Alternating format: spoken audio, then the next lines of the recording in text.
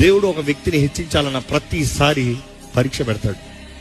దేవుడు ఒక వ్యక్తి జీవితంలో ఏదైనా ఒక నూతన కార్యం చేయాలంటే ఒక పరీక్ష కలుగుతుంది. ఈరోజు మీరు ఏదైనా పరీక్షలు ఉన్నారా జీవితంలో?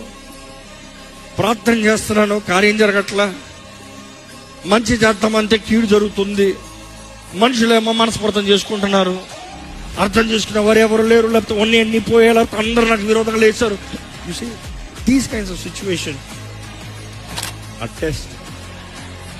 కానీ అటువంటి పరిస్థితుల్లో మనం నమ్మాలి, దేవుడు మన జీవితంలో కార్యము జరిగిస్తున్నాడు.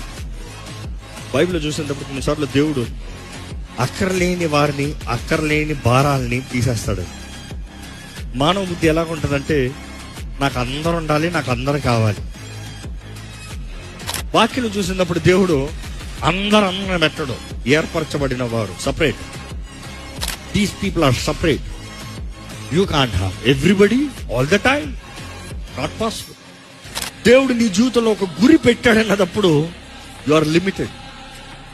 దేవుడు నీ జీవితంలో ఒక గమ్యం, ఒక గొప్ప గమ్యం పెట్టాడన్నప్పుడు యు ఆర్ లిమిటెడ్.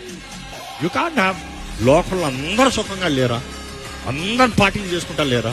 అందరు తిని తాగి అందరూ ఆనందిస్తలేదా? నేను విశ్వాసం నేను ఎందుకు ఇవ్వమంటారు? God is put you on a purpose. ఒక గురి ఉంది, ఒక గమ్యం ఉంది.